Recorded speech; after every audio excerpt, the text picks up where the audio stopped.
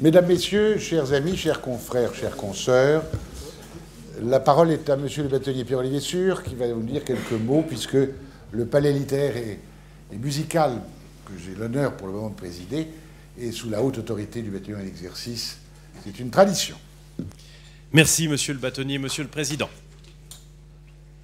Asseyez-vous, je vous en prie, je vous en prie. Non, c'est ici que... Voilà, parce que voilà. Voilà.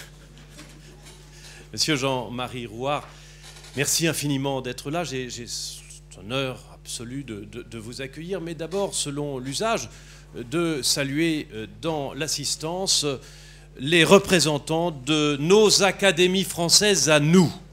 Car au barreau de Paris, nous avons deux académies françaises. Nous avons l'Association des anciens secrétaires de la Conférence, qui est représentée par sa présidente, Madame Catherine Palais-Vincent. Je vous demande d'applaudir.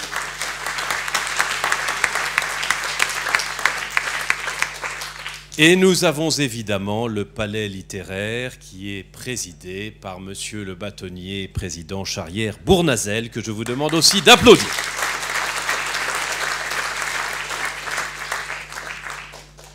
Nous avons deux anciens bâtonniers, c'est ainsi qu'on fait chez nous, on les salue toujours.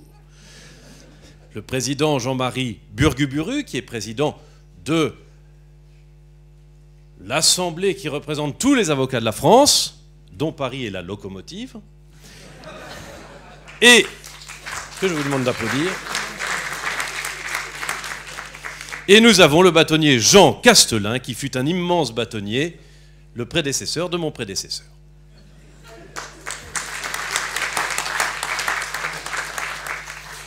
Monsieur Jean-Marie Rouart, chacun sait que vous êtes un immense auteur. Chacun sait que votre famille est prestigieuse. Chacun connaît votre écriture ciselée. Et chacun ici est heureux de vous accueillir, heureux et extrêmement honoré. Nous savons aussi que vous aimez les avocats et que sans doute, il y a dans votre cœur un peu l'envie aussi d'être avocat. Vous l'avez démontré dans l'affaire Omar Haddad, où vous vous êtes magnifiquement impliqué comme Voltaire dans l'affaire Calas. Ne dites pas non sum dignus, car je viens au contraire en appeler à vous.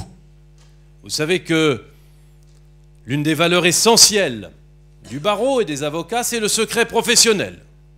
Et vous savez peut-être, pour l'avoir lu récemment dans les journaux, que notre secret est atteint, qu'il est attaqué, qu'il est fracturé de toutes parts par les juges. Vous savez que nos correspondances sont saisies. Vous savez qu'il y a des perquisitions jusque dans le bureau du bâtonnier. On a réussi in extremis à l'éviter. Vous savez que lorsque un avocat me téléphone à 5 h du matin, la conversation est écoutée, elle est transcrite, elle est versée au dossier d'instruction. Vous savez qu'il y a chez nous, avocats, en ce moment, 3 perquisitions en moyenne dans nos cabinets chaque semaine. C'est une des valeurs fondamentales de la République, de la démocratie, des libertés qui est atteinte. Et je me permets très respectueusement de vous dire que ce combat-là vaut bien celui que vous avez mené pour Omar Haddad et qu'il faudrait peut-être que l'Académie française vienne à notre secours. Mais ce n'était pas un piège que de vous inviter aujourd'hui. Et je ne veux rien vous demander. Mais chacun est impatient de vous écouter et d'écouter d'abord le meilleur d'entre nous tous, le président et bâtonnier Charrière Bournazel, qui vient maintenant raconter votre vie et votre œuvre. Merci.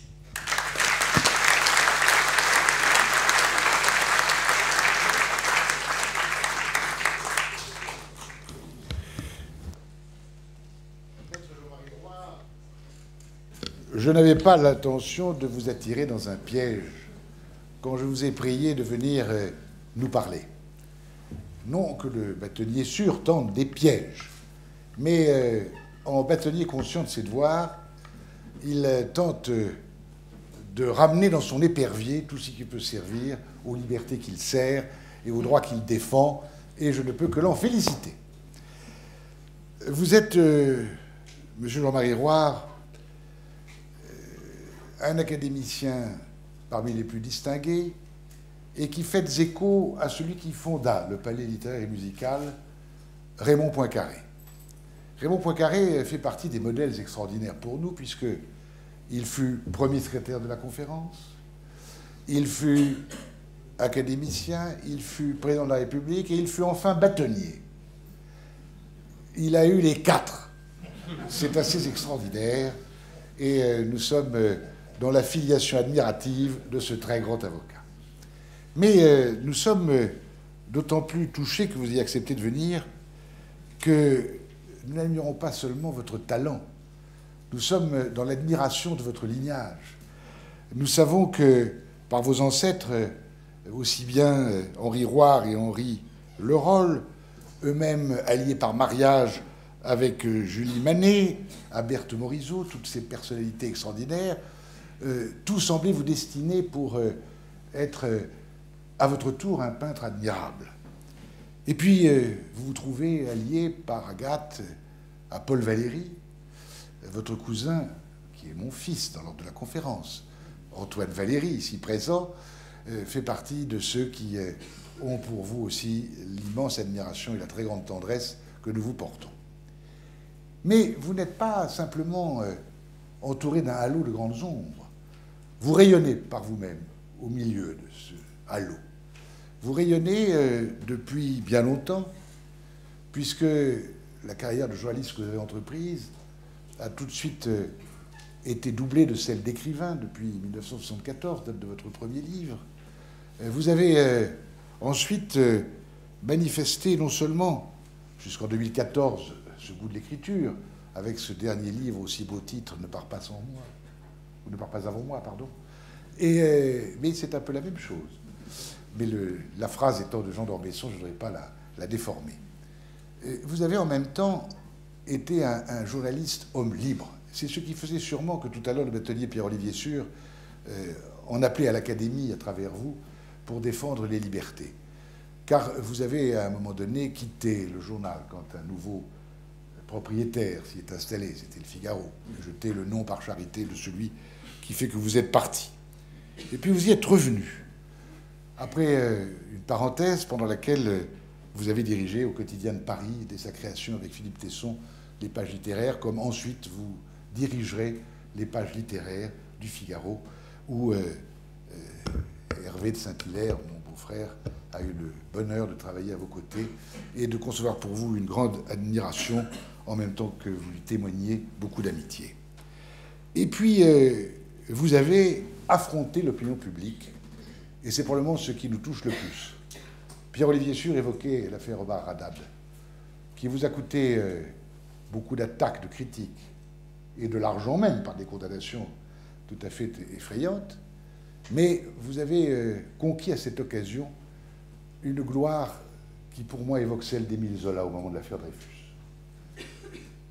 Car vous êtes, au moment où vous empoignez cette cause, persuadé qu'il n'y a pas la preuve d'une culpabilité et que la justice a pu s'égarer. Et ce ne sera pas la seule fois que vous vous engagerez de cette manière, puisque vous l'avez fait également pour la révision du procès de Bruno Joussomme, et vous vous êtes engagé aussi contre la prostitution avec ce livre noir que vous aviez écrit défendant la cause des femmes, et puis vous avez été empoigné, parce que vous êtes un humaniste et un spiritualiste, par la cause des moines de Tibérine. Et tout cela fait une vie magnifique. Elle est heureusement encore longue, puisque je vous ai demandé de présider, avec Michel Atangana, le comité de défense et de soutien à Lydiane Yeneyoum, l'avocate franco-camerounaise, qui est actuellement, à cause de la folie d'un dictateur très peu respectable, enfermé depuis 5 ans sans avoir commis aucun crime dans une abominable prison camerounaise. Voilà pourquoi, lorsque vous vous engagez pour défendre des personnes opprimées pour des raisons qui n'ont rien à voir ni avec la vertu ni avec la justice, vous êtes un porte-parole en qui les avocats se reconnaissent. Vous leur tendez au fond un miroir Si je ne voulais pas abuser, je dirais que nous vous admettons avec bonheur d'office dans le barreau qui est le nôtre. Ils sont là ce soir très nombreux, comme ne l'a probablement jamais été l'assistance du Palais littéraire. Ils vont vous entendre, j'ai trop parlé, avec la plus grande attention, et moi, avec ferveur.